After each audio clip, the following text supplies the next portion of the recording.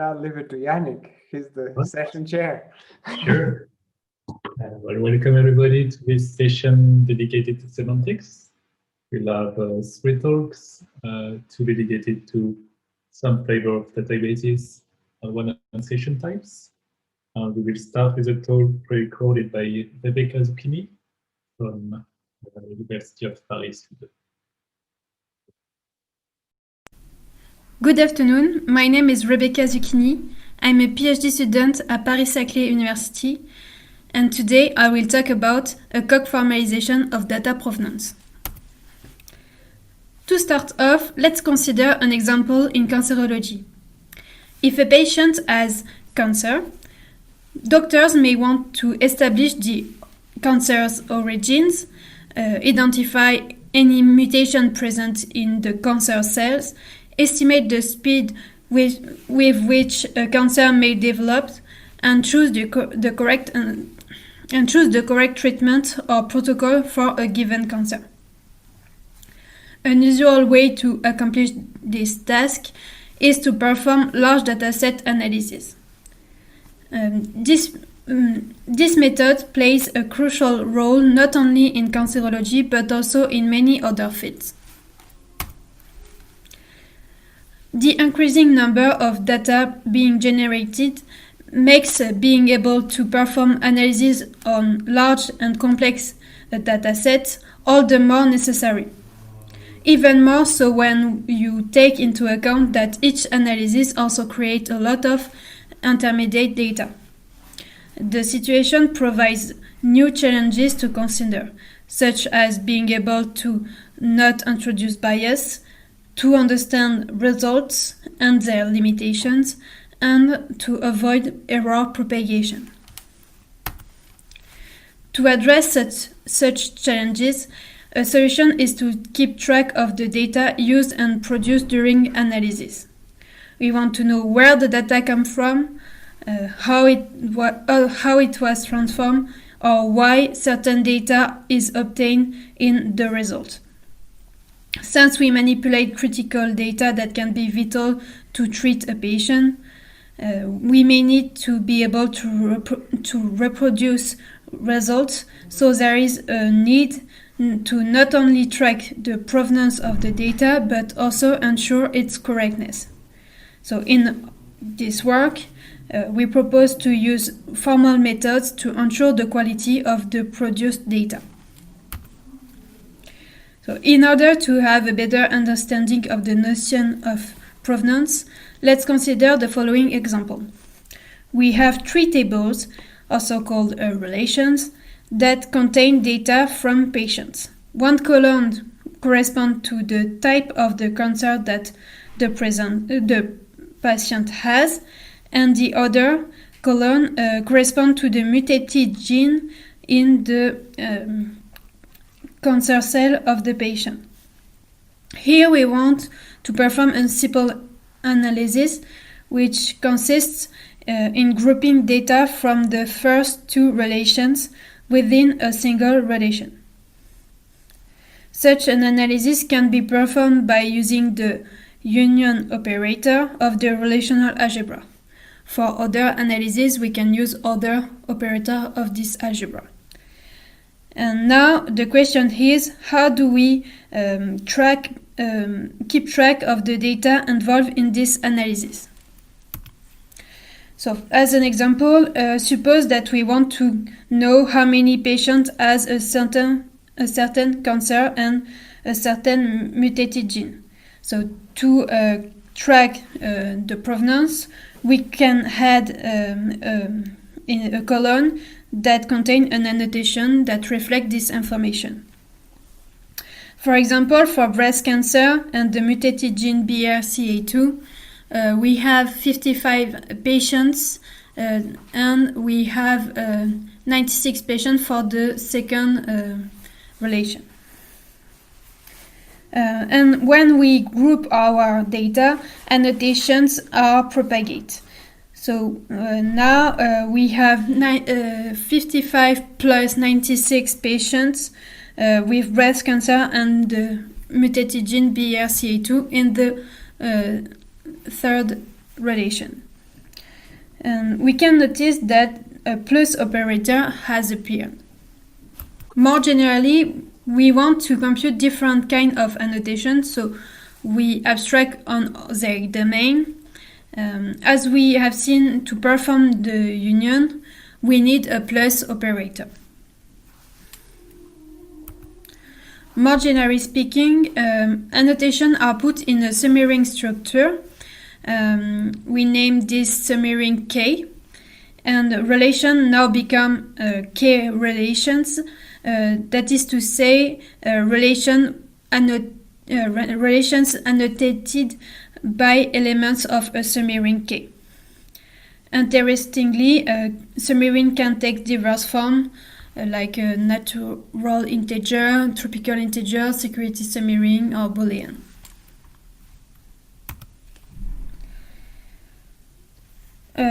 We now have seen that there is a growing need to keep track of the sensitive data analyzed, and we have also seen that how we can actually track the data.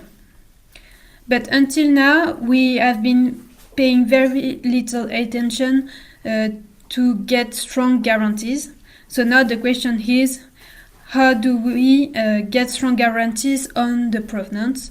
And for this, we propose a formalization of data provenance in COC.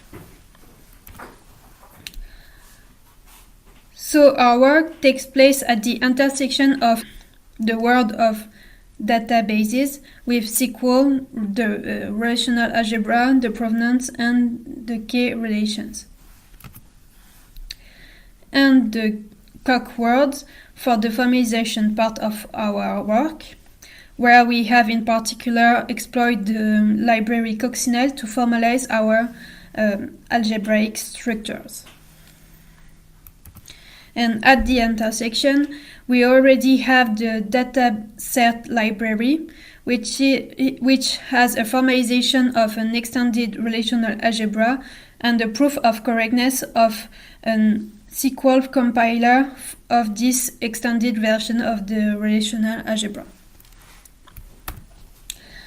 And our contribution consists in providing a framework for algebraic structure for provenance.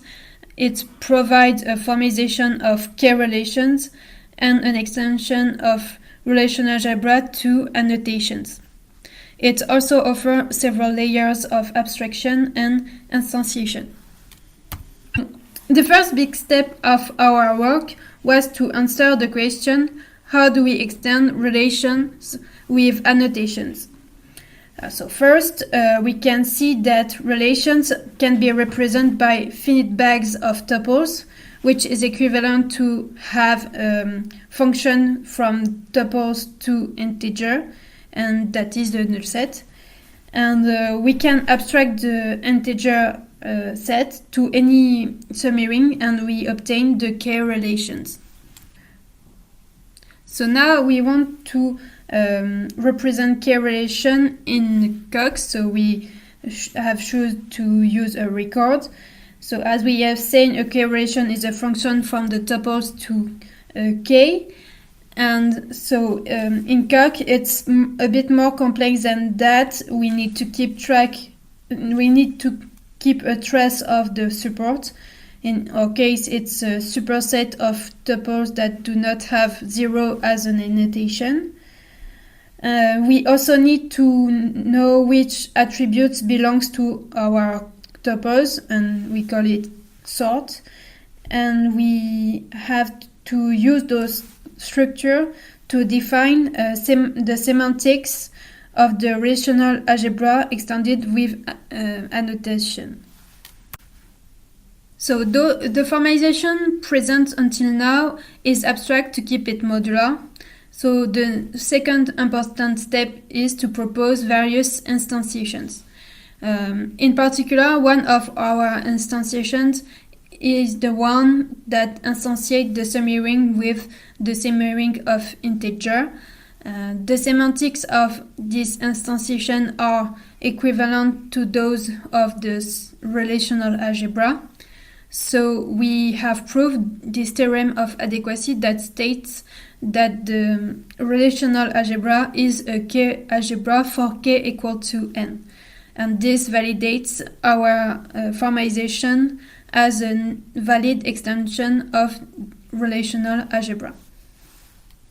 And now, if you want to know more about how we have formalized each operator of the relational algebra and what are our other instantiation, please watch the extended version of this talk or read our paper.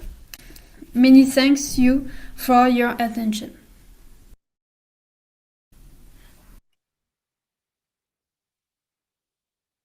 Thank you, Rebecca. So I don't see yet any question in the Clouder, so I remind everybody that you can ask questions in the CPP Clouder at any time. Let me, in the meantime, start. In the paper, you mentioned that there is like a certain positive algebra provenance semi-ring, which is kind of like a universal provenance algebra in which you can interpret yourself and then derive afterwards any provenance you wish to. I did not manage to understand if the way you implemented your code development, you relied on this approach, or did you completely ditch this particular semi-ring? So, do you hear me? Yes, absolutely. Yeah. So we in our formalization have a semi-ring that is that can be any semi-ring, but we also have an instantiation of those semi-ring with the positive algebraic structure, and it's just one instantiation of those semi-ring. Right, but because if I understand correctly, you have practical applications that are heavy in terms of computation, like medical applications. Yeah. So is that the case that it makes more sense to pre-compute this kind of like formal polynomial for your data so that you can then derive different provenance information for chip, or do you always specialize it to a single one that you need? So it depends what we want to do. If we just want to, if we have in mind a particular case, we will choose a particular semi-ring. But if we want to be more general, we can pick the polynomial semi-ring and use it and choose some variables and apply it on it. It depends. It depends, and if when we use this semi-ring, we can later evaluate the variables with a semi-ring. But I assume that there is some kind of simple commutation theorem, right? That if you go into the semi-ring, then evaluate the variable that should be the same as directly taking the provenance ring, the specific provenance ring of interest. Do you have any such results? Or? For now, no. We have mostly focused on the adequacy theorem and the aggregate part of the relational algebra. But yeah, maybe later. Of course. We have the time for another question. Well, please, Catherine, interrupt me if we run out of time. I believe we still have a couple of minutes. Another thing is that, yeah, you mentioned in the conclusion that scalability will be an actual issue for what you are interested in. Do you have any intuition about the kind of bottlenecks that you might have to tackle with the current approach you're taking? Like, is there clear points in this kind of formalization that you can identify as not scaling up in the current form? When we apply the provenance to a database, the problem is that when we run analysis, the complexity of the annotation grow really quickly. So we may have some problems there, but for now, this part is not was not our main focus, but it will be in the several months that come. Yeah. Thank you for your answers. Right. I don't see any other questions, so we can start transitioning to the next talk.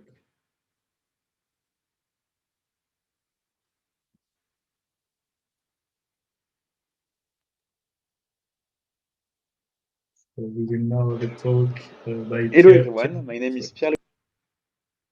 Yeah, he was about to say it. I'm a PhD student at Orange Labs and Verimag, both in France, working with and under the supervision of Pierre Crégu and Jean-François Monin on the development and certification of optimizations for Datalog within COC and MathComp. First, I'm going to introduce Datalog and why we ended up working on this topic. Then I will present the different components of our optimizations, outline their COC certification, and finally discuss some future works. Datalog is a logic programming language, basically Prolog with function symbols. More concretely, a Datalog program has two components, which I will illustrate using the textbook example of graph connectivity shown here. The first component is a set of on clauses, such as the first two lines, called rules. Here we have a first rule stating that whenever we have an edge between vertices x and y, then we can say that x and y are linked. And the second rule goes one step further by stating that whenever x is linked to y and y shares an edge with z, then we can deduce that x and z are linked. The second component of a Datalog program is a set of base facts, here the set of edges in the graph, which are used as a starting point in the deductions. The behavior of a network can be formalized in a similar but obviously much more involved way, and the resulting program can then be used to check the semantics of the network, for example by asking the Datalog engine if it can be deduced that a packet leaving point A can reach point B. The catch is, as one might expect, that doing so naively will not scale on usual Datalog engines. This is why a Datalog engine for network, called Network Optimized Datalog or NODE, has been introduced. One of the reasons it scales is that the Datalog programs are tailored for the analyzed network, in the sense that the topology and configuration are hard-coded into the rules of the program. Although efficient, this approach means that the programs are hard to read and have to be modified by experts each time the network changes, a process that is both costly and error-prone. We then started working on a higher level tool, built on top of Node, that would describe the behavior of a network in general. However, Node does not handle well some special predicates when used with many variables, so we thought it might work better to have more, or even much more rules, but with less variables each, which is the goal of the optimizations we worked on.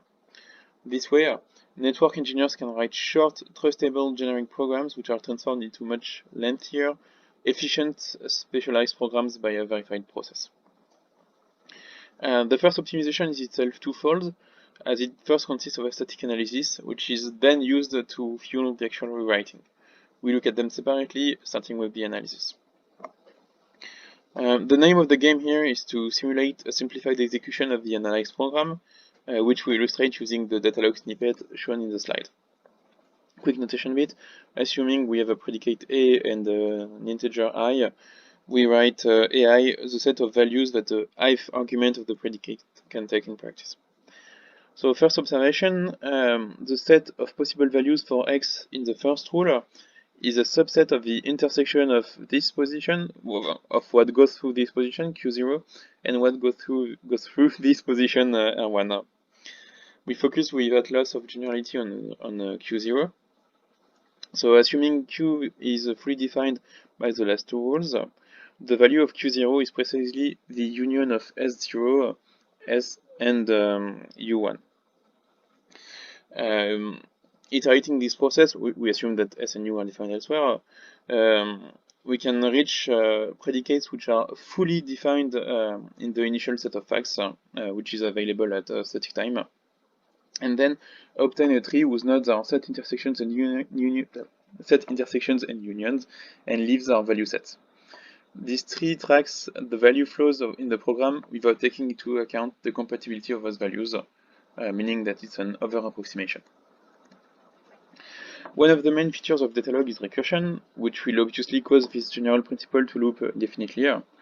So we deal with this by associating a program point to every node in the produce tree and forbidding to have a position appear twice in a branch.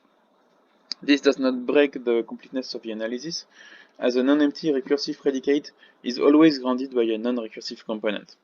We illustrate this point with the following code snippet, where the first rule inverts the two arguments of P, and the second assigns it an actual definition, assuming again that Q is defined elsewhere.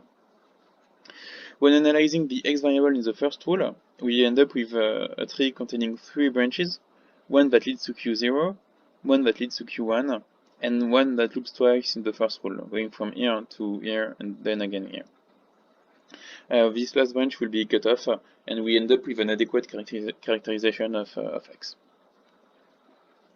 So we can now use this static analysis in our transformations. The first transformation assumes another approximation of the program's behavior and partially instantiates its inefficient parts. So for example, assuming here that the Datalog engine does not handle Q well, and that the other approximation associates the set 1, 2, 3 to the X variable, we can replace the generic rule by the 3 partially instantiated rules below. These 2 sets of rules, here and here, have the same semantics, even if the subset was strict. So, say for example that X cannot actually be instantiated within practice. That's okay, because the preconditions of this new rule still have to be checked at runtime. The second transformation expects a program where the definition of a predicate is partially instantiated, as in the previous slide, so something that again looks like this. In this setting, the predicate here is duplicated into specialized versions, one for each relevant constant. So here we still have predicate P, but we also have P1, P2, and P3, which do not have 2 arguments, but only 1. This way, some predicate representations within a node or another Datalog engine are reduced. This optimization is, of course, most efficient when used on top of the previous one, the partial program instance. Okay, now that we have outlined the optimizations, we quickly discuss what was proven and how. So very luckily for us, some courageous people had already developed a COG implementation of Datalog, which we of course use as a basis. We made some extensions, the most notable one being Datalog trace semantics, which we designed on paper, implemented in COG, and related to the additional semantics. As the base implementation, just like the base implementation, we harnessed the finite nature of Datalog to make the most of MathComp fin-type notations and write computable definitions rather than inductives, for example. The static analysis and the 2 rewritings have been developed and certified independently. More precisely, we showed that this static analysis actually captures another approximation of the program semantics, and that the 2 transformations are semantic preserving, given an over approximation in the case of the first transformation. And of course, we verified the articulation of the static analysis and the first rewriting. One thing we would like to address in the future is a stronger version of the analysis, which simulates a weak version of dependency across values. We illustrate this issue with the 2 following programs, so one on the left, one on the right. On the left, each fact about S produces one about R, which in turn produces a fact about Q, which finally leads to a fact about P. We then have a number of P facts, which is linear and actually equal in the number of facts about S. Whereas the program on the right introduces a kind of cross product in the mix in the second rule here, meaning that the number of P facts will be this time quadratic in the number of facts about S. As it was defined earlier, the analysis does not differentiate these 2 settings and will go for the quadratic number of instances, potentially hurting the performances where we could do better. The analysis can actually be very easily augmented to track such dependencies by adding indexes to the produced trees and overlapping them across multiple variables. However, this method does not work on every Datalog program. So, for example, here, the first rule of the program inverts the first two values of P but not the third one. When analyzing X and Z, this will cause the overlapping of the return tree to lose some relevant values and thus break completeness.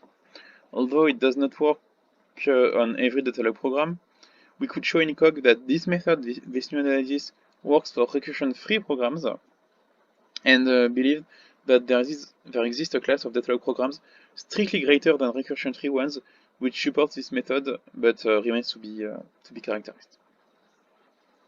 So, a quick wrap-up. We identified the cavity in the engine, designed and certified the trace semantics, a static analysis, and two program transformations for Datalog.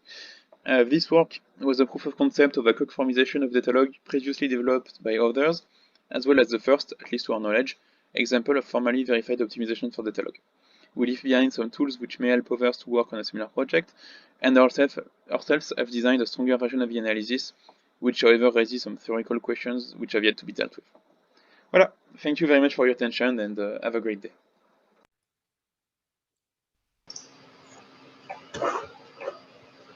Thank you, Pierre-Léo. We have a question by Chantal Keller. Chantal, if you don't mind asking a question yourself, maybe? Yes, can you hear me? Yes. So thank you for your talk. I wanted to ask if you plan to provide a framework in which users can certify their new optimizations. So if I understand correctly, you mean will we provide a clean framework for people to certify your optimizations? That's a good idea. I wish we had time to do so, and I will, because I'm currently writing my manuscript, which is taking quite some time. But that's something we should do, and if you are interested or know people that are, don't hesitate to contact us to talk more in depth about it. Okay, thank you. Thank you.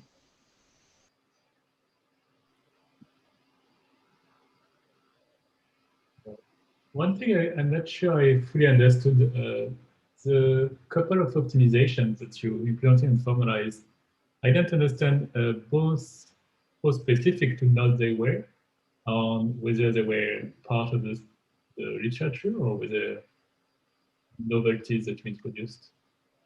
Like in particular, like on slide 10, you say that the resulting program would be much more efficient on Node, but would it be also on other engines or not? Two things. So, if I remember correctly, the second rewriting, the one that replaces predicate P by P1, P2, and P3, we did not find it in the literature, but extracted it in some way from the code of Node. But the first rewriting and the static analysis are entirely novel, at least to our knowledge. But, as for the efficiency, so the applicative side was more done by Pierre Crégur. As far as I understand it, it speeds up Node when you're using basically some primitive predicates with many variables. So I left that part out because of time constraints, but you'll find some details, some examples in the long presentation of the paper. I actually did not test it on with other engines. I'm not sure if it would speed things up. That would depend on the way the other engines implement their primitive predicates. I'd like to think that there exists some engine for which there exists some program that would be much faster with this, but that's a weak statement. Just one last question before moving on. When you say that you tested it, so the transformations are extractable to a kernel, and that's what you did? Or we did not perform the extraction, because basically, so we did this for a network verification tool, which will probably be introduced in another paper at some later point in time. which is coded in Python. So we looked at the interaction of extracted OCaml code and Python, and I believe it was quite hard to perform. So we wanted to check the process, not the process, the IDs rather than extract code. Thank you for your answer. Unless there is a last minute question. If I may, sorry, I'd like to thank Theo Winterhalter, who's in the chat, for helping me with the video edit. So thank you, Theo. Okay, so maybe before we move to the next talk, let me mention that we have this breakout room when people can ask more questions. So Pierre Leo could move there. And the other thing I would like to mention is that the next paper is won a Distinguished Paper Award. And we are going to have our award ceremony now. And I'll hand over this award to Jonas.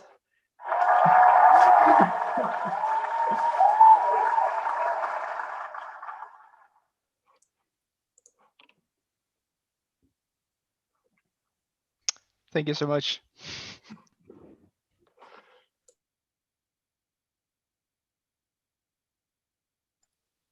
And now I think Leonard can play the recording.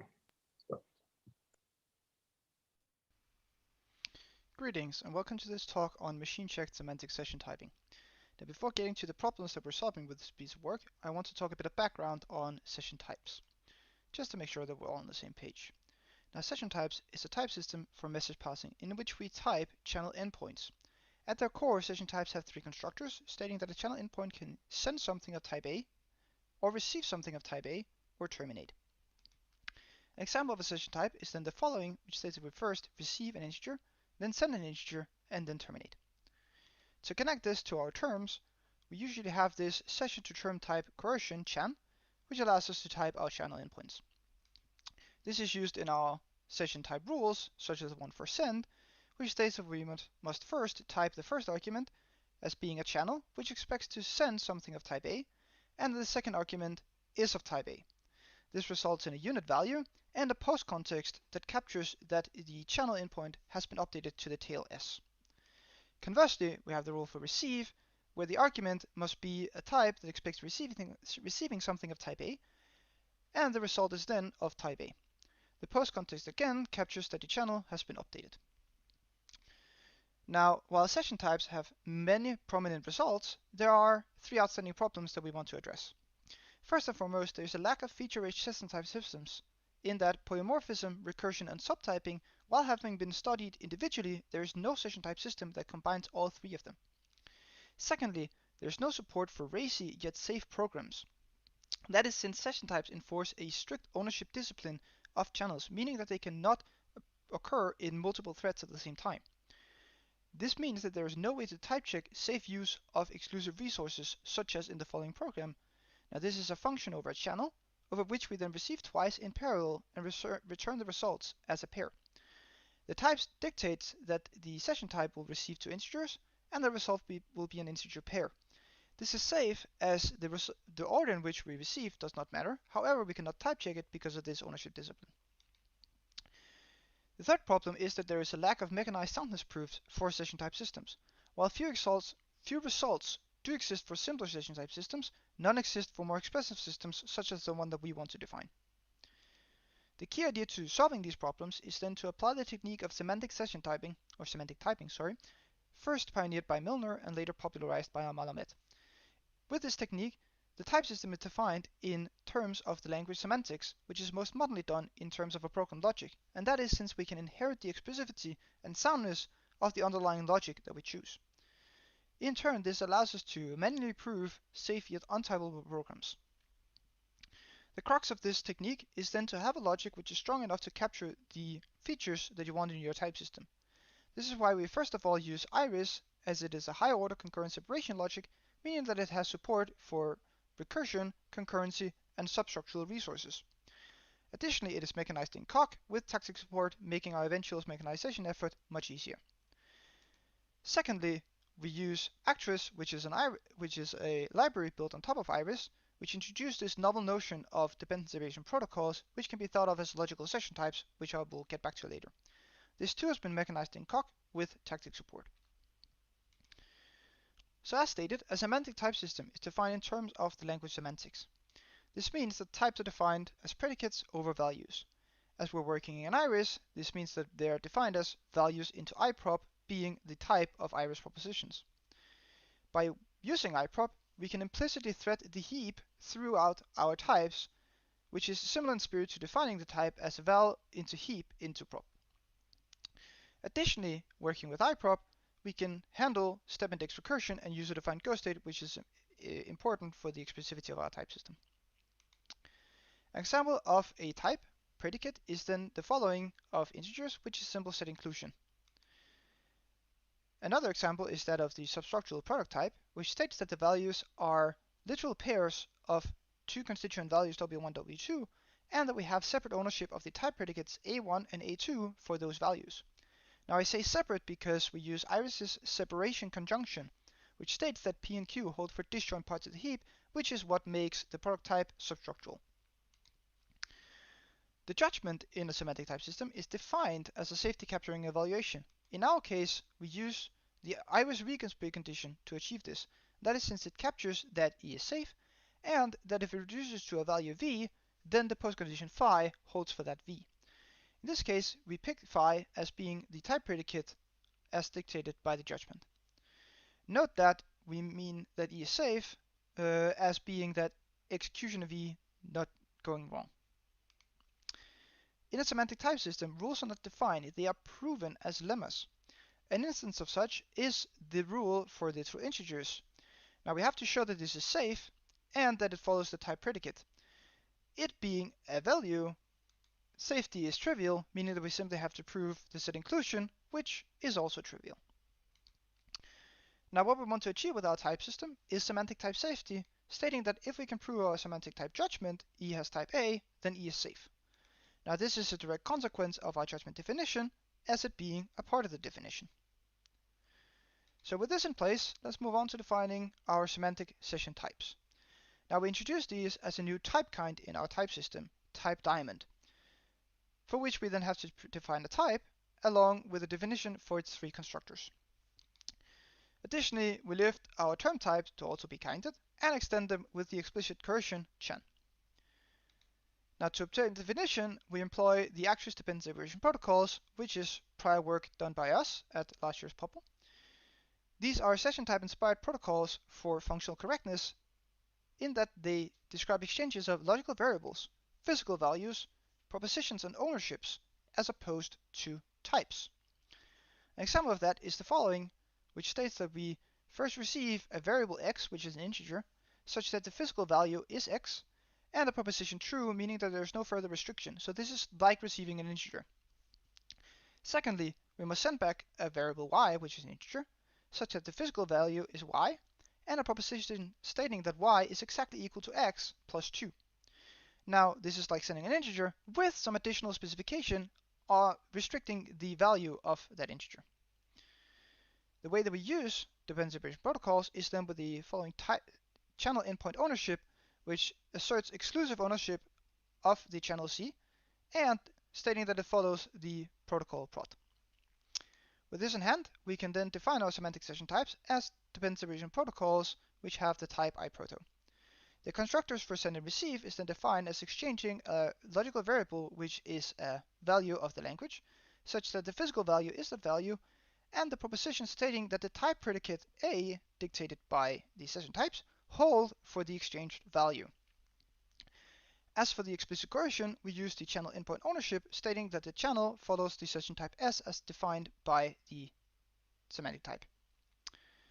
Now with the definitions in place, all we have to do is prove the rules, being lemmas, of our type system.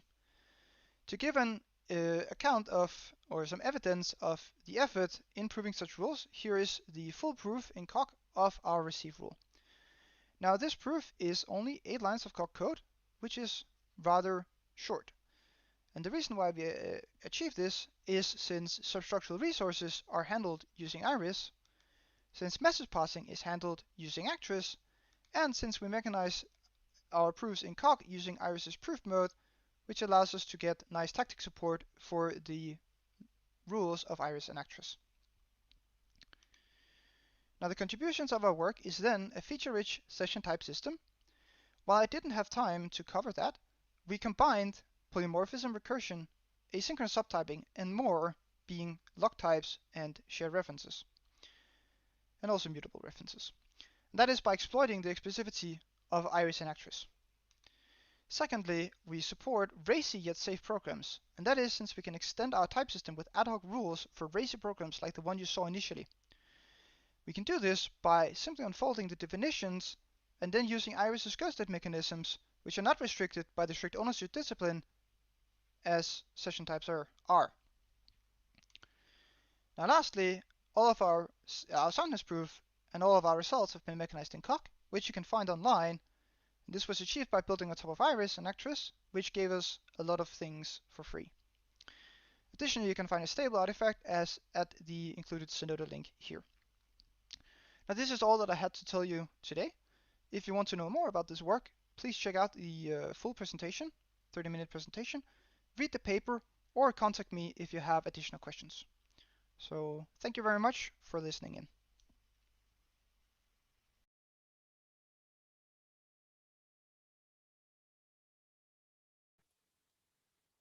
Thank you, Jonas. As always, please feel free to ask questions. I have a first question, which is a little bit slightly more about the structure of Iris and Actress and exactly this contribution. But one of the beauty of your work here is precisely as you mentioned that you have very short postscript because you built on so many foundations. I was wondering to which extent, because part of it is also that you implemented, or you developed this meta theory on heap-long that has been shipped already with Actress and with Iris. Could you give me a sense if I were to already have my own formal semantics of my own language, and I wanted to be the same thing?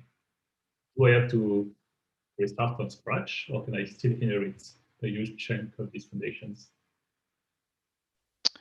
Right, so I mean, you would have to define the semantics of your new language, and then you would have to define your Hoare triples for that new language. However, the Actress logical framework does support, does come with some ghost theory, as we want to call it, which helps you a lot in proving those rules. So there is a lot of support for proving your own custom channel-based communication, which can then give you primitive rules for that, such as send receive and new chan. And after that, you would still have to define the semantic type system on top of that, which is then what we primarily did for this work. Right, makes sense.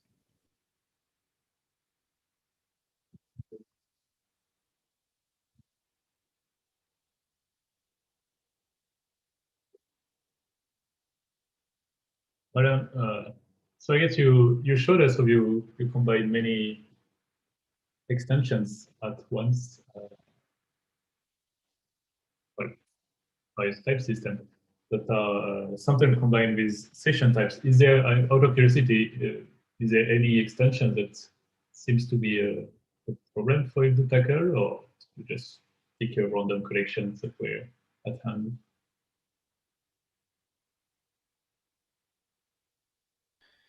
So one thing that we did consider as an extension would be something like Rust's lifetime types, which is something that we are looking into maybe doing for the future. But that's something that wasn't immediate, and that's because those things are not in heapling, right? So it is definitely a truth that, you know, we had all these nice connectives, and many of those gave us immediate rules, but there are stuff where we needed to do some more. Another example would be our rules for recursion, where we don't have a subtyping rule for just unfolding, for just proving, there is stuff with the recursion because we need to somehow expose the guardedness of the types that you would get there, and that's not something that would be a part of your type system, but it is something that you can then do underneath in the underlying logic. Right. By the way, let me add something to this first point. So the combination of session types and Rust, would be pretty interesting, and I think we could do that by basically combining the lifetime logic from Rust Belt, which is quite generic in a way. It is not specific to programming language. It's like a more general theory in Iris together with our results. However, I think a very interesting question there is more of type system design. Like, how would a suitable type system that has both lifetimes and session types even look like? I mean, you can create an obvious merger, but I'm not sure if that is like the kind of type system that you want.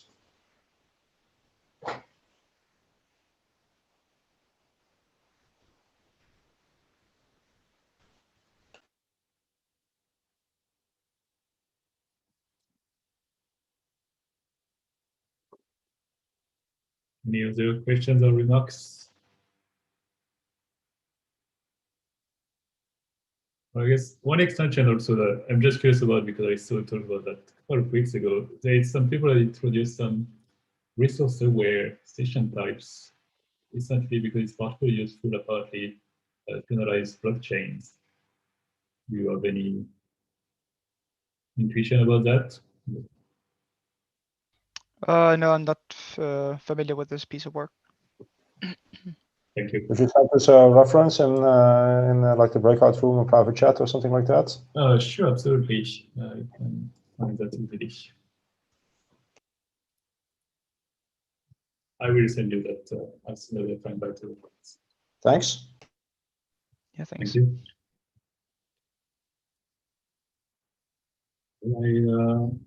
I believe in the meantime that we are going to move to a break. Next session. Next Oh, session. sorry. Next session immediately, my bad. Yes. Already is. So we will move on to the next section. And we have Andreas. Yeah, so welcome to session number 4 today.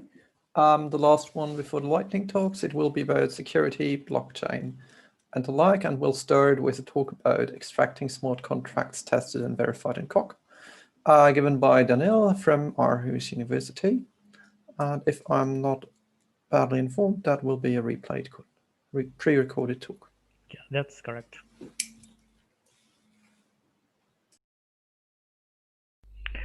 Hi, I'm Daniel, and I'm going to present joint work with Mikkel, Jakob, and Bas, extracting smart contracts tested and verified in COG. The motivation for this work is smart contracts, and I'll tell you briefly what they are. You can think of smart contracts as programs in a general-purpose languages running on a blockchain, meaning all the particularities are coming from the execution environment. And you can think of a blockchain as some fancy replicated append-only database, and smart contracts are stored procedures for such a database. But what is so special about them? Smart contracts are designed to manage money. They are immutable after deployment, and they are interacting entities, meaning they can call each other, and contracts can contain potentially malicious code. And it's well known that flaws may result in huge financial losses. We focus our attention on functional smart contract languages, and contracts become partial transition functions with the following signature. They take some information about current call, user input, old state, and produce new state and list of actions. And a special piece of software called a scheduler performs state updates and handles transfers and calls to other contracts in action list. Clearly, smart contract verification is crucial, and COG is well suited for functional smart contracts since it's basically dependently typed functional programming language. We would like to do our development and verification in COG. For verification bit, we have a concert framework which we presented in CPP last year. But the question is, how do we get executable code out of it? And there is an answer for these questions. It's code extraction. Code extraction term seems to be a bit COG specific, but in general it's some kind of translation or code generation from formal developments and proof assistance. and it commonly targets functional programming languages. Specifically, Coq extraction supports OCaml, Haskell, and Scheme, and the general idea is to find and identify all the bits that don't contribute to computation and turn them into a box. So proofs given by propositions and types appearing in terms become boxes, and the underlying theory of such a transformation is developed and PL to this PhD thesis. And unfortunately, this is not directly suitable for us. Obviously does not support targets we want. And also current co-extraction is not verified. But luckily, MetaCoq project features erasure procedure that is verified. And MetaCoq is a project that adds metaprogramming facilities for Coq and formalizes a meta theory of Coq and Coq itself. And in this case, erasure given as a translation from meta theory of Coq, given by flavor of calculus of inductive constructions, into lambda box, which is untyped lambda calculus with additional constant box. And a development features also a proof of computational soundness. But there are certain missing bits for practical use, such as there is no erasure for types and inductive definitions for targeting type programming languages, and also we would like to have more optimizations. This work contributed with several real-world use cases of smart contracts, specifically border voting, escrow, and implementation of various token standards, which we implement and verify using our framework. We also contribute with testing framework for smart contracts for preliminary bug discovery to aid the verification efforts. And also we bridge the gap between formal development of smart contracts in Coq and executable code through code extraction. Extracted code can be optimized using our verified optimization procedure, and we believe that code extraction facilities we provide are actually useful for various target languages, not necessarily smart contracts. Let me guide you through the pipeline. Things given in green here are our contributions, and translations marked with a star are verified. So we start defining smart contracts as a function in Coq, which we can then test and verify using concert. Afterwards, we obtain a term in calculus of inductive constructions using metaprogramming facilities of MetaCoq. To this term, we can apply erasure procedure and extraction procedure for types to obtain lambda box representation with additional structures for carrying typing information. We can apply optimization procedure to this representation and afterwards print it to one of the supported target languages. We also integrate our development to a verified compiler certicoq. We extend extraction of MetaCoq with extraction of type data type definitions, which is crucial since we would like to target typed functional languages, and also we contribute with the verified optimization procedure that removes redundant or unused arguments of functions and some redundant arguments of constructors of inductive types. And on top of this, in Coq itself, we implement pre-printing procedure to various target languages. Since we consider new targets, we also hit some new challenges. For example, many of our target languages don't feature unsafe operations, which might be required since type system of Coq is richer than type system of target languages, and sometimes extracted code, even in standard extraction, need to contain some unsafe operations to convince type checker in the target language that extracted code is okay. Also, many of our target languages have limited support for recursive data types or no support for recursive data types at all, also some limited support for recursive function definitions. We implement the following optimization procedure, which we call de-arguing, for removing arguments. Basically, in this example, one can see that arguments m and k are not used, therefore it can be optimized to this form. Our procedure consists of two stages. The first stage is analysis stage. On this stage we generate masks, and then these masks are used to perform actual transformation, and which we call de-arguing, and this transformation is verified in Coq with respect to evaluation semantics. And precisely this optimization can be used to remove redundant computations represented by boxes in the resulting code, and this obviously helps to remove some redundant applications, which leads to potentially can lead to faster code, and also it facilitates remapping to target language primitives. So it basically facilitates functionality similar to extract inline constant and extract inductive in Coq. We also contribute with the testing for smart contracts. The testing framework we contribute with based on Quick Check and gives us cost-effective semi-automated approach to discover bugs to aid verification efforts, since once you can find bugs earlier, then your proof efforts won't be wasted. This is also the first work to support testing on smart contracts execution traces.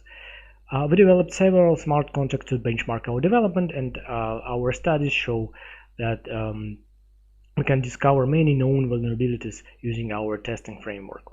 But there are some tricky bits, specifically certain generators needs to be defined manually. Otherwise, as a result, one can get too many discards. In conclusion, we provided facilities for bridging the gap between formal development of smart contracts and proof assistant and the executable code, which can be run on blockchain through code extraction. And this can be seen as a step towards a verified extraction framework in Coq. We also contributed with a testing framework on execution traces and several examples of real-world smart contracts, which we tested, verified, and extracted. And our development is available as part of Consort framework, and you can find it on GitHub. Other outcomes include optimization paths. It turns out to be useful for other purposes as well, and particularly it was integrated in Consort. In the Certicog project, and we also contributed to development of Metacog project as well. As future work, we would like to add more optimization passes and verify them, and also support type coercions in case of target language, if target language also supports them. We would like also to maybe change the erasure procedure to find a better fit for semantics of target languages. And that was all. Thank you for your attention, and I'll be happy to answer your questions. Thank you for the talk. We've got time for a few questions. So I can't see any in the clouded chat room, but if you want to have something, you can also raise your hand using the reactions button on Zoom.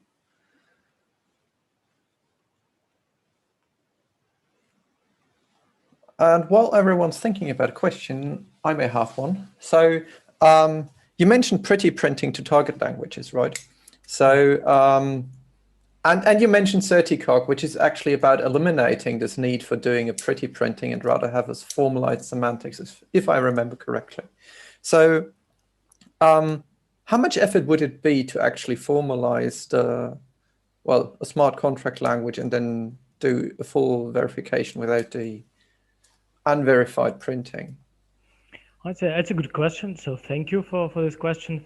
And basically, as you said correctly, so there is one way of executing dependently typed languages, right? Like Certicog is doing. Basically, you verify the whole compilation pipeline, and then you get executable code, right? And what we're doing, we want to sort of generate code in some probably more high-level language, which we integrate to some blockchain infrastructure. And I think that's will be possible to sort of plug in some formalization of smart contract language on top of what we developed. So basically, that's what we're hoping for, maybe to develop in as our future work. I think it won't be too hard to integrate, but of course, someone needs to come up with the formalization. And they currently, maybe a little bit of a problem is that this smart contract languages, many of them, they keep changing. So if we finally sort of someone takes a step and like fixes semantics and say, here's the language which we go with, and here's the specification. So then we can probably start formalizing it. There are some good efforts. I think Mikkelsen is not as high level, but I think it's quite precisely specified, and there is a formalization. So there is a hope for sort of bridging this gap, but due to sort of the sort of changing nature of these languages, it's a little bit hard. Makes sense. So there's another question by Phil Wadler. Do you want to speak out your question live? Sure, thank you. So I really enjoyed your talk. I also listened to the long version, which I enjoyed. And one of the things you did in the long version is you listed some bits of related work. I thought, good, this is where, you were mentioning functional smart contract languages. So I thought, good, this is where Plutus gets a mention, since I've been working on that.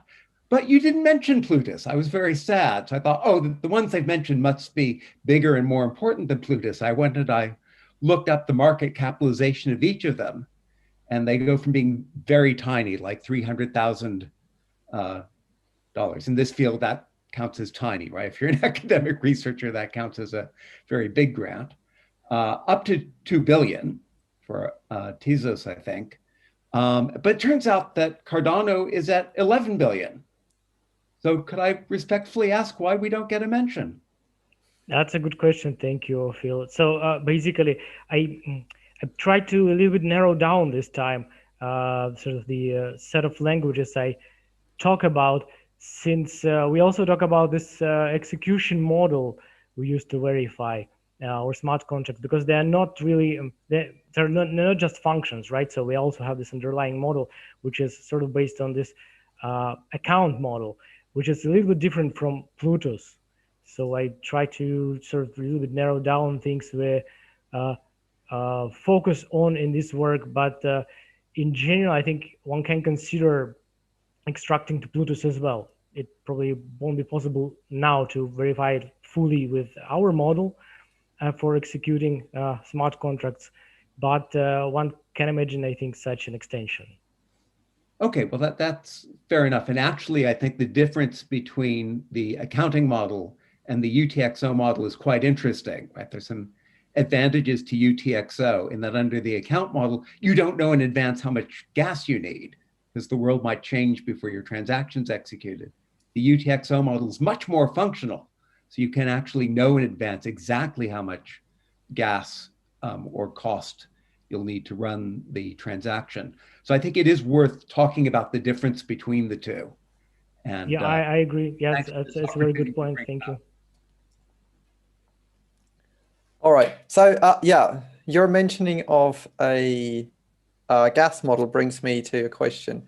Now that we've got this formalized semantics and the verified extraction and stuff, so is there any way to reason about how much an execution will cost?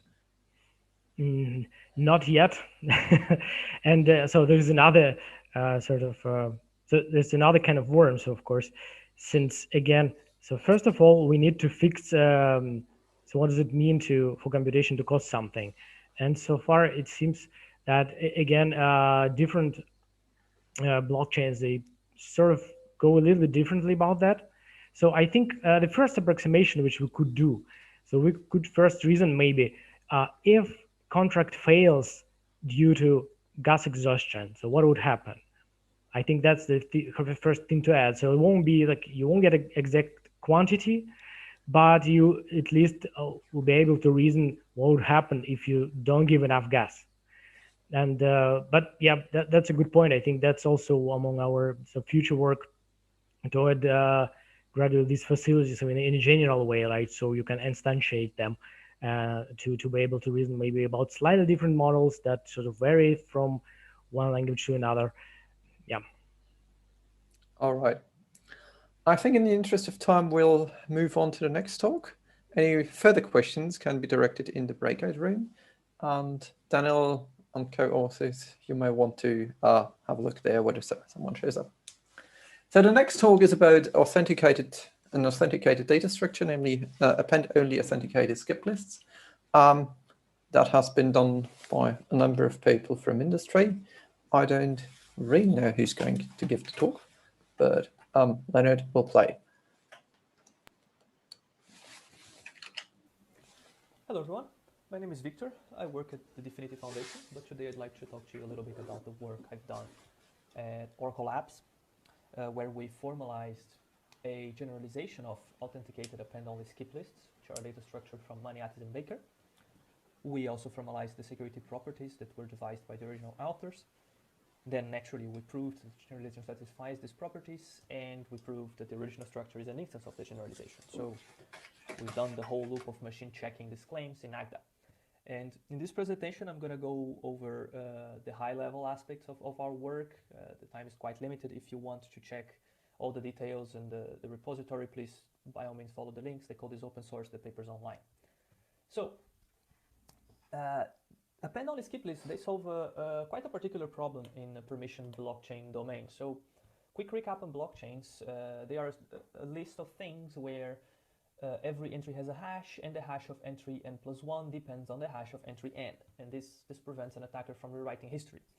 So if we are to write a function in Haskell that calculates a new authenticated value for something that is supposed to be appended to a log, we do so by hashing that data together with the hash of the previous entry, right? And then we just add it to the list. So this works fine until we start thinking about dynamic participation. That is the problem when a participant P can join, can start helping to maintain this log at some index n+1. And this participant now has to either download the entire history to compute the current state or a checkpoint package. And in any way, it will not be able to verify claims of the past, which is exactly the problem we want to solve with authenticated append-only skip lists. So if you receive a claim, if you start participating at log index 100 and you receive a claim about log index 50, your only two options are either download the entries between 50 and 100, recompute the hash and check that the resulting hash for 100 is consistent with the one you already know, or forward the claim to some other participant. But this would also require you to trust this other participant, which we don't necessarily want to do. And nevertheless, after a few rounds of dynamic participation, no one might have all the entries. So we have to use a more ingenious way of organizing our hashes. And instead of making hashes depend just on the previous entry, we make them depend on a bunch of entries. So the structure, the skip list from Maniatis and Baker connects all the multiples of the powers of 2. So we connect all the entries, then the multiples of 2, the multiples of 4, the multiples of 8, and so on and so forth. And here, these arrows, they represent just dependency relation, because the data structure is still a list, no problem. And we say that the level of an entry is the number of dependencies it has. So for instance, 8 depends on 4 entries, 7, 6, 4, and 0. We can alter our makeAuth function to then authenticate a value in a log, producing an authenticated value, and it does so by combining the index it's being appended at, the hash of the data, and the hash of all the dependencies together. And we can append this in quite a simplistic way. In fact, our auth function is much simpler than the original author's auth function, which was one of the side effects of doing a formalization. You were able to simplify a bunch of parts that are not crucial to the main point. Now, we do this whole construction to be able to prove to a verifier that the log advanced from some index I to some index j, which consists of enough information to rebuild the target index. So for example, if I'm to prove to you that the log advanced from 7 to 12, I need you to provide you with information to be able to construct the hash at 12 given the hash at 7. And this can be easily done through a Merkle path from our dependency graph. That is, if I tell you which path I took, and I give you the hash of the unvisited paths, which is going to consist of hops from 12 and then 8 to 7, and the dependencies of each of the respective dependencies. We can then rebuild these advancement proofs. I'm going to be skipping that. You can check that on the long presentation, but the most important bit here is at the bottom of the slide. We rebuild an advancement from 7 to 12 based on our own view of the hash at 7, which gives us a map from index to hash, and then we get the 12th version, and the 12th entry from value 12, sorry. And this gives us the hash at 12. Now, on the other side, we can also do membership proofs, which enable us to prove that some data occupies position I in the log for someone who trusts position j for j greater than I. And this consists of providing enough information to reconstruct the hash at I, and then using that hash and an advancement proof to reconstruct the hash at j. So to prove that some data at position 7 is this 7, we would need the data this 7 and the hashes for the dependencies of 7. So in this case now we can compute the hash at 7 by hashing this data and H6 together, and then we can plug that in the rebuild of this advancement proof. But after we've done all this, what are the security properties that we get from it? And in fact, which skip lists provide us with the security properties? Well, from our development, we see that there's nothing special about building the skip lists with powers of 2 like Maniatis and Baker done, but in fact, the important aspect is that you organize your dependency relation with hops that do not cross. So essentially, this property here has to be satisfied. Then we can talk about a bunch of interesting security properties. The first one being that if a maintainer gives 2 advancement proofs to 2 different verifiers that rebuild to the same hash at J, then they also have to rebuild to the same hash at every commonly visited index. And here this O plus here is just a concatenation of the proof, so just saying that this large proof consists of 4 concatenated proofs to make it evident it visits this index.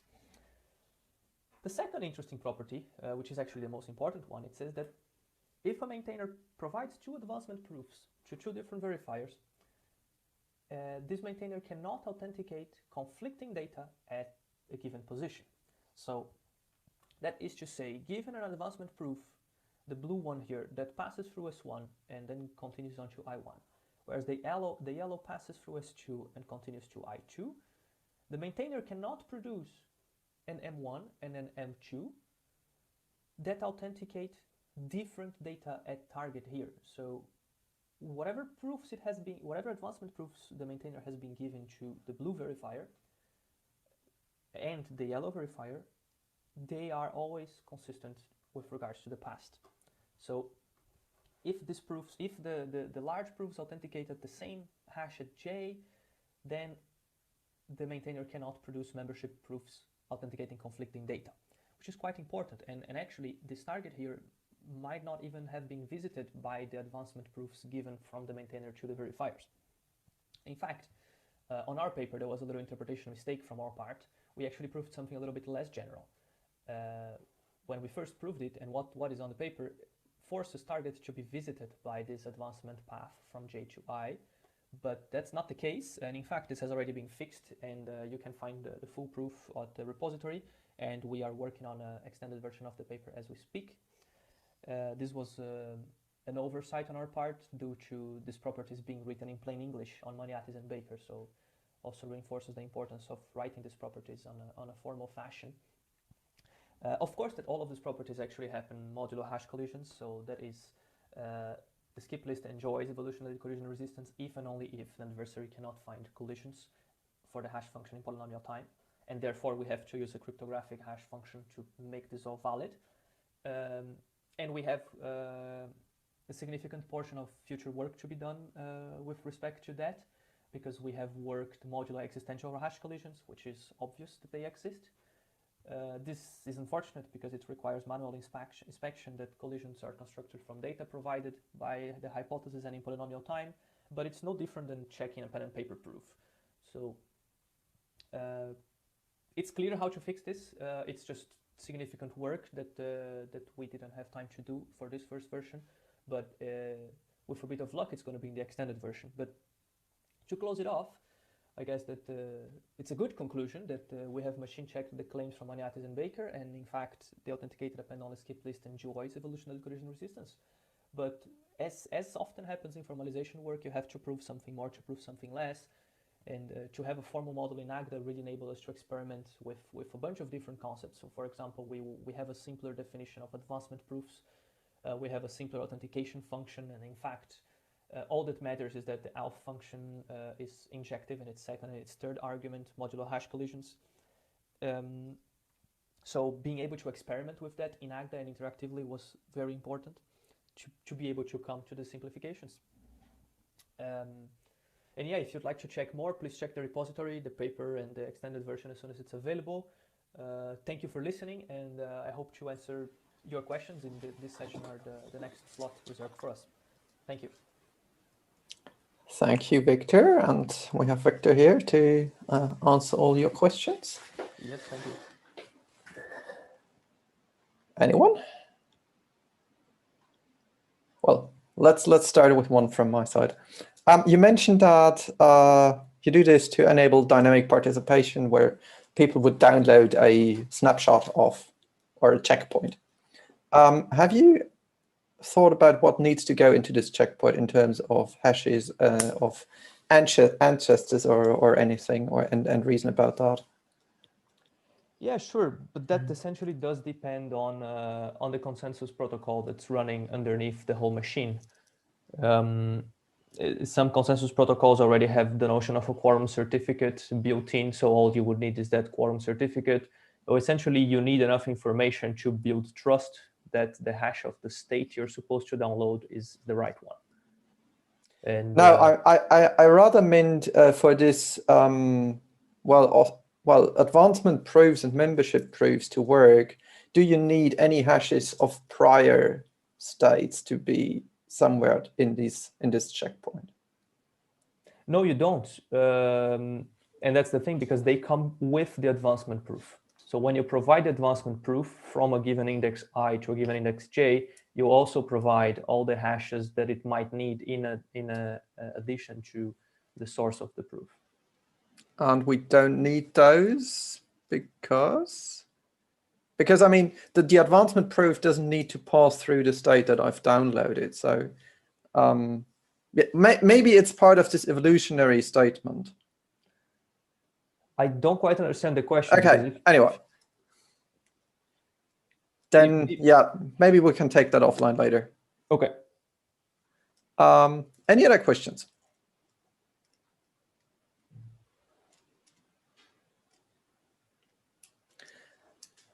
So can you comment? I mean, you mentioned a bit on the formalization, well, insights that you gained. Mm-hmm. How was the formalization in Agda? Did you have some features that you would not want to miss, or do you think, well, this is so simple that it could be done in any theorem prover? I don't know. My main experience is with Agda, and in fact, it was harder than expected. So, for instance, a feature that was absolutely crucial was module parameters, and still one of the hardest things to actually do the entire development was proving that the original author's instance of a skip list was actually a valid instance of our generalization. So when we actually had to deal with the whole arithmetic of arguing that organizing the dependency relations in powers of 2 will yield something that does not cross, that was in fact the hardest part, which is quite surprising. It's the easiest part to prove on paper, but the hardest part to argue in Agda. So that was quite interesting. Oh, we've got a question by Phil Wadler. Yes, please. Hi, that was a nice talk. I was very pleased to see people working in Agda. Can you say a bit about why you chose Agda rather than Coq or Lean or what have you? Hey, Phil. Yes, of course. Well, mainly because I have spent most of my time also during my PhD in Agda. So my main expertise is in Agda. So that does help the development. And I would say that that's pretty much the main reason. My experience with other theorem provers is limited to an extent. So to carry out a full formalization will be much harder.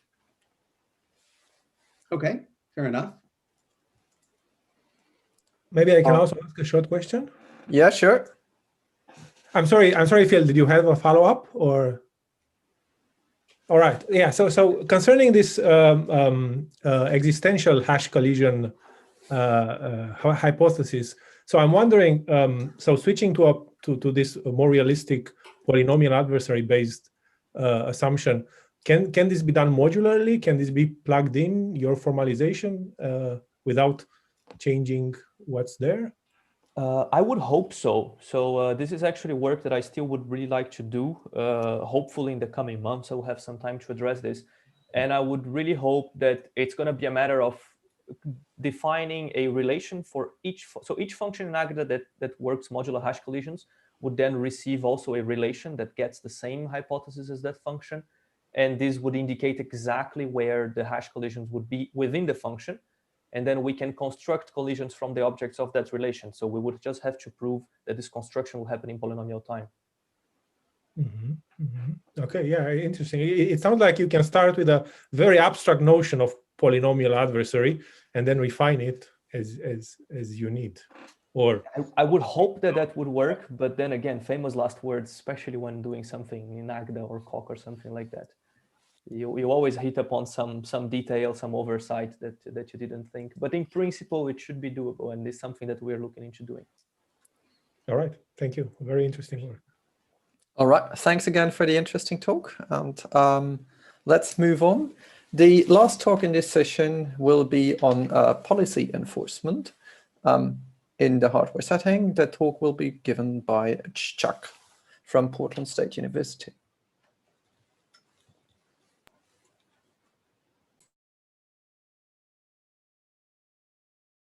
Hi everyone, I'm CHR Chuck, presenting our CPP 21 paper towards formally verified compilation of tag-based policy enforcement. I want to start with the policy enforcement part by reviewing what a reference monitor is. Legacy software, especially when written in unsafe languages like C, C++, pose a large security challenge. One way to address this without modifying a legacy code base is to apply a reference monitor. Monitors prevent bad behavior in the system by terminating the system's normal execution or fail stopping, thereby enforcing a security policy. For example, monitors can enforce information flow control or IFC policies that make sure that secret data is never leaked from public channels, or a memory safety policy ensuring that all stores occur to valid memory locations, or a compartmentalization policy that reduces the attack surface of modules by making sure they were accessed only via their APIs. One way to monitor a language like C is to figure out where monitor check could happen, where a policy rule could be run. The diagram shows some possible places with the blue arrows. These are places where computations or things in the runtime happen. The rules operate on metadata tags that are attached to but separate from the C data. We also have a PC tag that tracks ambient program state, so named because it is updated through program execution, just like the PC. We see the signature of an add rule here. T1 and T2 are tags of the operands. TP is the PC tag that tracks program state.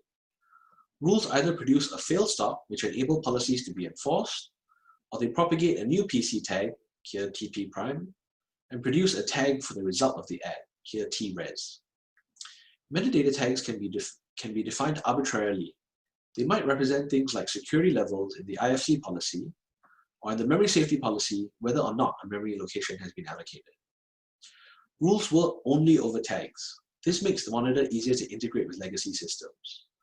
Monitoring is possible in software, but would be prohibitively expensive. So we could try a hardware solution. The pipe architecture extension implements a hardware-assisted reference monitor.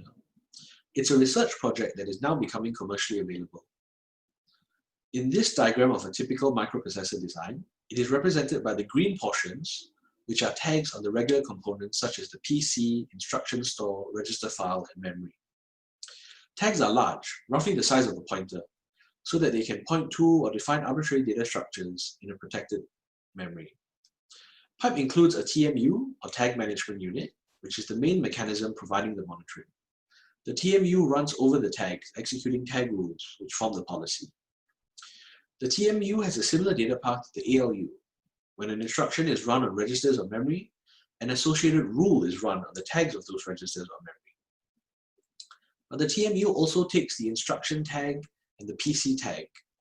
Note, this means that the pipe rules run per instruction. Actually, the TMU acts like a cache and only has to run the tag rules on misses. Simulations show that when running a useful combination of policies, this can incur less than 10% overhead. To enforce high-level policies while taking advantage of pipe hardware, we can compile a high-level program and its policy to pipe a where target code and an equivalent policy. However, the compiler is now part of the TCB being those components that are critical to a system's security guarantees. So of course, it is now very useful to verify the compiler. Our effort to realize such technology has resulted in Tagine, our verified pipe-aware prototype compiler. Tagine has been heavily adapted from the ComCert verified C compiler. We studied two parsers, one a translation, the other an optimization. The translation pass is based on ComCert's RTL gen and its source and target intermediate representations, or IRs. The source of the translation pass is an imperative language with high-level notions such as expressions and structured control flow. The target is an instruction-based language. The optimization pass, based on ComCert's DAID code, is done over the instruction-based IR. The key point of Tagine is that it preserves fail-stop behavior. If a source program fails stop, so does a compiled program. This is our notion of policy preservation. Our IRs have the standard program behaviors and additionally a fail-stop behavior. Due to the determinacy of our source and target, we can show that source and compiled programs always have the same behavior. However, we do restrict ourselves to programs that don't go wrong. This satisfies our notion of policy preservation. The preservation theorem is proved via the standard application of a forward simulation argument, whose format is shown in the commutating diagram, combined with the determinacy of the target. The most intricate and therefore interesting part of the simulation argument was the matching relation here. It describes what it means for a source program state to be similar to or to match a target program state. The simulation lemma essentially says that for every source computation, we can find an equivalent target computation. I enthusiastically refer you to our paper for fuller details. In order to remain as general as possible, we may want to remain policy independent, which is when the compiler knows nothing about the policy's rules. This has some benefits. Particularly, we can change policies without program recompilation, perhaps even while the program is running. With policy independence, policy preservation means that we have to find a way to invoke source rules in the target execution, and we must invoke them in the same order and with the same arguments. Note, this last bullet includes the PC tag argument to tag rules. So how can translation do this? In general, source constructs with a control point, with a single control point, are compiled to multiple instructions. Further, many different source constructs may use the same set of instructions. For example, an add may come from an expression or stack pointer arithmetic. And of course, mobs are compiled from many source constructs. Our paper shows how our compilation scheme, using instruction tags, addresses the first 2 points here. Our compiler defines a target policy by embedding source rules into target rules. And our verification shows that these are invoked in the same order as source. For the third bullet here, the regular preservation of the sequence of operations and the data they receive accounts for tag rules getting the same operand or value tags at both source and target levels. However, PC tag propagation has to be verified separately as there's no regular analog. Let's take a look at an example. Here we have an if-then-else. An IFC policy may want to capture the security context at the split point and restore it at the join point in order to prevent implicit flows while also preventing label creep. This required inserting pseudo instructions into target code that would save the PC to the register file. Preserving these registers and join points in general were a novel addition over the ComCert proof to the verification of Tagine. This required the most intricate and interesting clauses in the matching relation. Turning to optimizations, let's start with an example of how policy dependence blocks dead code elimination. In the left column here, the register RD is unused at the end of the function. Therefore, the add is dead and is a candidate for removal. However, in the pipe setting, if there's even a chance that the add rule might fail stop, we can't remove it because we have to preserve fail stops. And if we know nothing about the policy, there is a chance it could fail stop. Attempting to verify optimizations forced us to develop a framework of policy dependence to address these issues. Optimizations rely on analyses that tell us when code can be changed without changing program semantics. We need to be able to answer similar questions for rule semantics. For example, we need to understand when tag rules are dead in order to do pipe-aware dead code elimination. One way to do this is to characterize useful properties of rules that tell us just enough to enable sound optimizations. Mostly, we want these rules to be easy to decide, or at least statically approximable. They would also have to account for the PC tag if there's no analog for that in untagged code. A long presentation and paper contain many more details and answer many more of these types of questions. With that, I'd like to conclude by highlighting our major contributions, which include the design of a compilation scheme that preserves tag-based policies, the design of a framework for and analysis of the requirements of optimizations for tag code, and realizing these designs in the prototype compiler. Also, check out our longer presentation and paper for interesting future work. Thank you. That's our talk. Thanks for the talk. Chris is now online for answering any questions you may have. Hi. Anyone has a question? Well then, I've got a question. What kind of policies can you monitor there? Can you comment on that? Like, I think in the long talk I saw something about information flow control policies. Mm-hmm. What about constant time from cryptographic algorithms? So certainly, for those who have not watched the long talk, yeah, we've been, I think the team in general has been looking at information flow control policies, memory safety policies, compartmentalization. As for cryptography, I certainly personally haven't looked at that yet, and due to the cache behavior of the pipe system, we also have certain other constraints on the kinds of policy that would permit good cache behavior. So I'm not sure how the cryptographic, how a cryptographic safety policy might work with that, and we'd certainly have to look at that before we could. Sure. Yeah. All right. Phil Wadler also has a question. Please go ahead. Hi, so thanks for the nice talk. This is a very general question. I apologize for not knowing the answer in advance, but there's been a lot of work in the US on these tag-based architectures. And sort of parallel to that in the UK, you've got the work on Cherry, which is again, that's capability-based built into the hardware. I just invited talk today by Peter Sewell. Yeah, I was just about to mention that Peter is one of the people who's worked on that. And so I just wanted to ask if you could say something about how those two strands of work relate.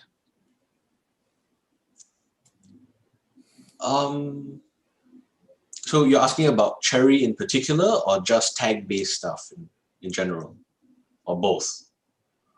I guess I'm asking about how your stuff relates to the Cherry stuff. Right. So I mean, but if I should be asking a different question, answer that one. No, that's fine. I'm afraid my knowledge lies mostly with perhaps the benefits of our work over Cherry's work than the other way around.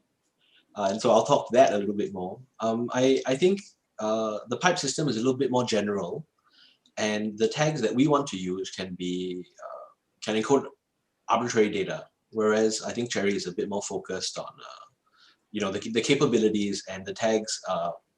The tag technology there is used to support the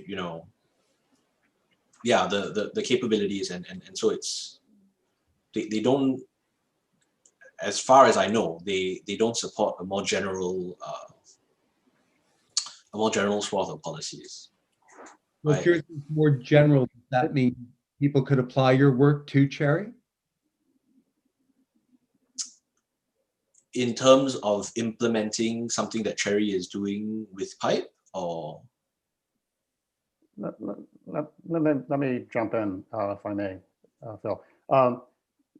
So I think the ideas underlying the verified compilation proof could be applied broad brush to a verified compiler for Cherry. But a lot of the technical details would be quite different.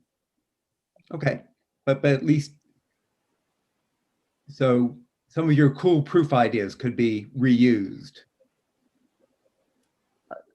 I think so. The setting is a little bit different because in the Cherry approach, you change the software quite a bit more, right? So in order to be Cherry compliant, the software has to be sort of conscious that it's running in a cherry world. Whereas in the pipe approach, the idea is to try to keep those as separate as possible. And our compilation schemes and the proofs about them kind of are taking advantage of that separation. So I'm not sure just how much of the ideas would carry over. Okay, but that basic idea that you're trying to be more independent of the software and they're willing to change the software, that's a good way of thinking of the trade-offs between the two approaches.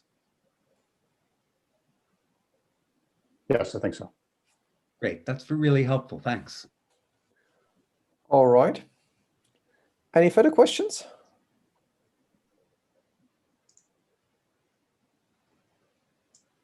Well, doesn't seem to be the case. So let's conclude the last standard program session for today of CPP. There's now a 25-minute break with a random social shuffle event.